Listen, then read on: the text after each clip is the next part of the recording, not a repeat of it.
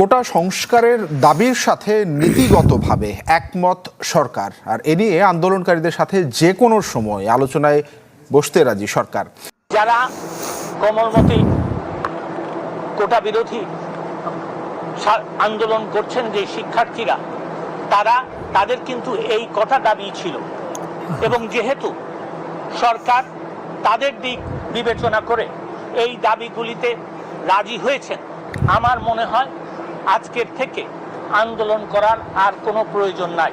আমি সেই কারণে তাদেরকে আহ্বান জানাচ্ছি, অনুরোধ করছি, একজন পিতৃতুল্য নাগরিক হিসাবে আমি তাদেরকে অনুরোধ করছি যে তারা যেন এই সহিংসতা বন্ধ করে এবং এই আন্দোলন প্রত্যাহার বা স্থগিত করে।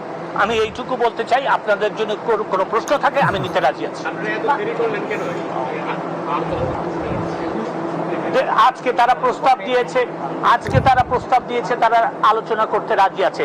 আজকে আমরা রাজি হয়েছি। এটা দেরি কোথায় হলো আপনি আমাকে বলে দেন।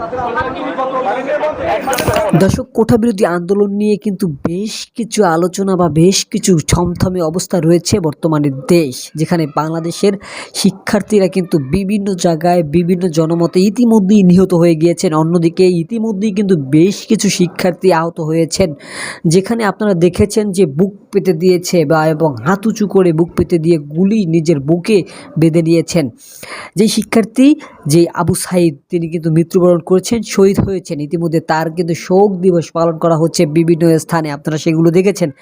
দর্শকতা, আজকে কিন্তু বাংলাদেশে শাটডাউন চলছে, কমপ্লিট শাটডাউন, যেখানে শিক্ষার্থীরা ডেকেছেন। সেই শিক্ষার্থীদের মধ্য থেকেই কিন্তু নতুন এক প্রজন্ম বা নতুন এক গর্জে ওঠার মতো ভাব তৈরি হয়েছে।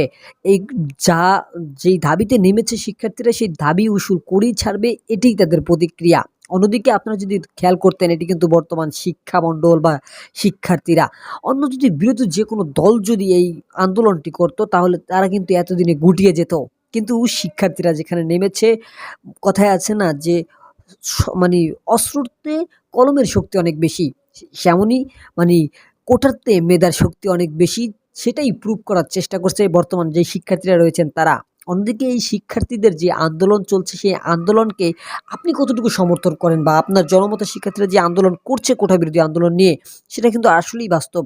আপনি যদি একটা বিষয় খেয়াল করেন, 100 জন যদি শিক্ষার্থী পরীক্ষা দেয় বা 100 জন শিক্ষার্থী যদি একটি ইন্টারভিউ দিতে যায়, সেক্ষেত্রে কিন্তু দেখা যাচ্ছে যে 5 জন বা 20 জন 10 জন চাকরি হয়, বাকি 80 জনের 95 জনের বা 90 জনের চাকরি হয় না। কিন্তু কেন হয় না? এই 20 জনের মধ্যে কিন্তু আবার দেখবেন আপনারা 5 জন কোঠার দায়িত্বে পেয়ে চলে যায়। অন্যদিকে যাদের মেধা রয়েছে, যারা এই চাকরিটা প্রাপ্য, তাদের সেই চাকরিটা দেওয়া হচ্ছে না। তাই নিয়েই কিন্তু এই আন্দোলন চলা শুরু করেছে। অন্যদিকে আজকের এই শাটডাউন, কমপ্লিট শাটডাউন কতটুকু সফল হবে, তা আমাদের সঙ্গেই থাকবেন এবং আমাদের ভিডিও যদি আপনারা দেখতে থাকেন, অবশ্যই কিছু চাঞ্চল্যকর তথ্য পাবেন। এবং আমাদের এই চ্যানেলটিকে যদি আপনি নতুন দর্শক হয়ে থাকেন, অবশ্যই সাবস্ক্রাইব করে আমাদের সঙ্গে থাকবেন। কথা না বাড়িয়ে সেই ভিডিওগুলো আমরা পরপর দেখে এসেছিলাম, এবং আজকের মতো এখানে বিদায় নিচ্ছি। আল্লাহ হাফেজ।